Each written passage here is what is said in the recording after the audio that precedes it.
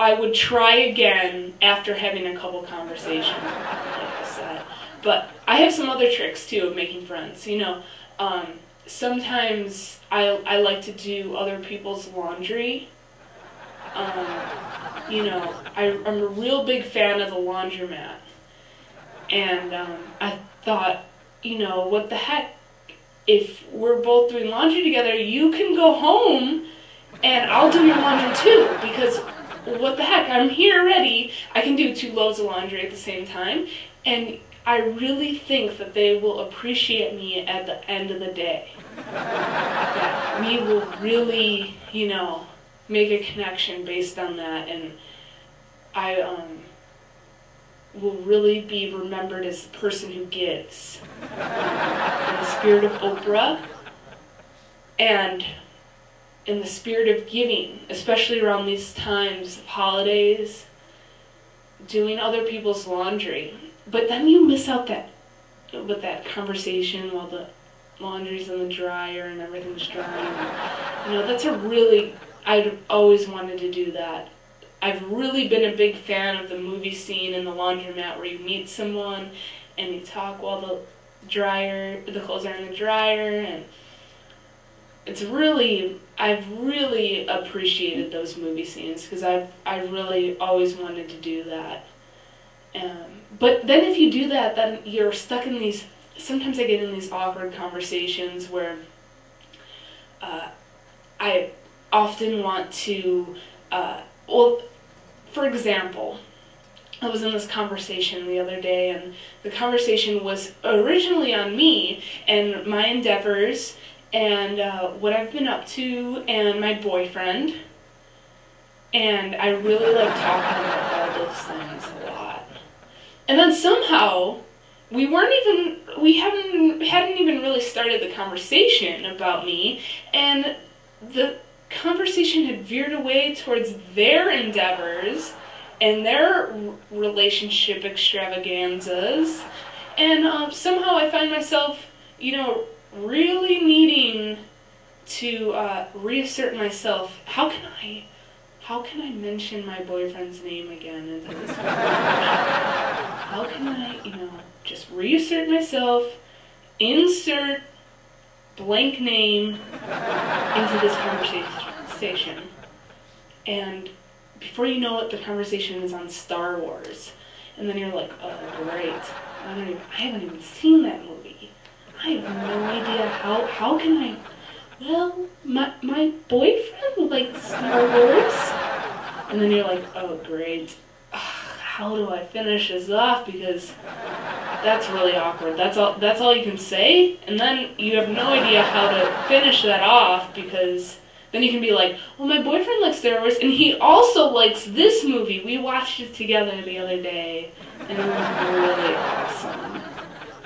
It was really good. We were together on a couch, and did I mention I have a boyfriend?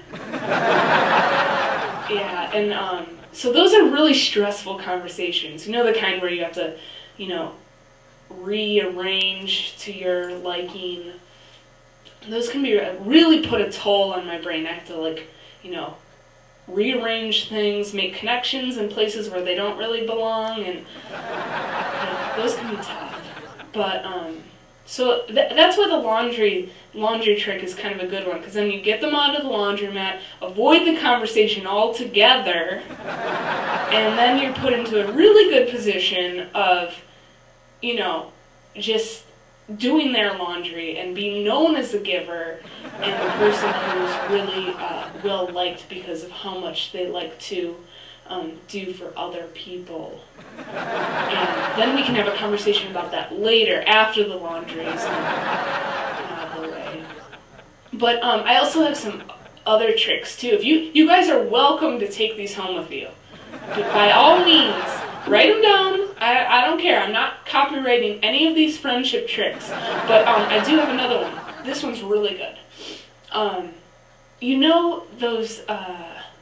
Those little triangles that hotel maids like to put on the toilet paper? What's with those anyway? One time I saw a swan wrapped up, in toilet paper hanging from the roll. And I was in a hotel and I saw it sitting there and I was like, oh, that's so cute. And then I felt, I better not offend the person who made that, and I'll just leave it alone. And I kind of had to just shake it out because I didn't want to touch it. And then I ended up actually putting it in a Ziploc bag, wrapping it up, and taking it home with me. And it actually got squashed in the suitcase on the way home, unfortunately. But I really did regret that little shakeout business because it didn't do so well in my underwear. If you know what I mean. Anyway, so those little triangle things, I really love to rearrange all of the toilet paper rolls in public bathroom stalls and make little triangles, or sometimes I get a little fancy and a little inspired by the Hotel Swan toilet paper, and I'll do fancy designs, and then I'll do them all in all the stalls, and then I'll go get the person that I really want to be friends with and, you know, kind of elbow them, like, want to go to the bathroom? And then they'll go to the bathroom, and I'll wait outside for them, and I'll be like, what did you think? Did you like it? And they probably will have no idea what I'm talking about, because they would think I was a freak if I did that. But I did it, and it's okay, because I had a fun time doing it. And I haven't tried that one yet, but you guys can try it. You guys can definitely try it. Maybe sometime I'll try it. But I've also really liked being able to talk to people on the train. You guys ever do that? I mean, if you haven't started a conversation with someone on the train, chances are someone else has started a conversation with you on the train. And sometimes I'm actually a violinist, and I carry my violin on the train. Or sometimes I'll have a big portfolio because I'm in art school. And I will often be approached by other people. Like I said, I prefer to be in that position where someone else takes the initiative and comes to me and starts a conversation with me. I'm not the type of person to go seek out someone else, but I'll be very manipulative in order to get someone else's attention. And, so I'll have my portfolio case, or I'll have my violin on my back, and of course I'll get someone, hey, what do you got in there? Is that a tuba? And then I have to explain, no, it's a violin. And then I'll teach them about violin for a little while. Or if it's a portfolio case, I'll start taking out drawings and be like, this is what I did today. See? And then I'll get a lot of oohs and ahs. And then I'll have the whole train on my side, and I'll be collecting money. And then I'll get a couple phone numbers for future jobs and also dates. People are really into artists these days. I don't know if you guys have had a similar experience, but there are a lot of movies out there, you know, with Jackson Pollock, really romantic brush strokes and action painting, and people love that. People really love seeing that, and then they go to the art store, and then they'll buy themselves a canvas,